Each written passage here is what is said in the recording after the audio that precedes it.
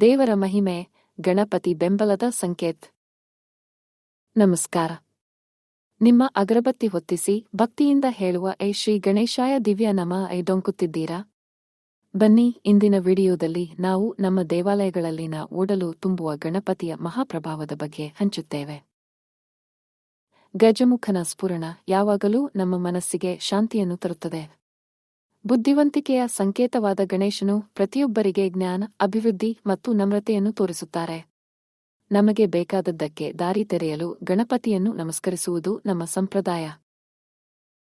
ಮೂಷಿಕ ವಾಹನನಾದ ಗಣಪತಿಯನ್ನು ನೆನೆಸಿದಾಗ ನಮ್ಮ ಜೀವನದ ಪ್ರತಿಯೊಂದು ಬಿಗು ಭಗ್ನವಾಗುತ್ತದೆ.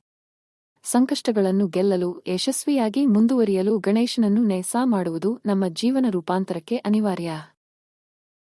ಆತ್ಮೀಯರೇ, ಬನ್ನಿ ಗಣೇಶನ ನಾಮ ಧ್ಯಾನಿಸಿ ನಿಮ್ಮ ಜೀವನದ ಹೊಸ ಆದಿಯ ನಂಟು ಸೇರಿಸಿ.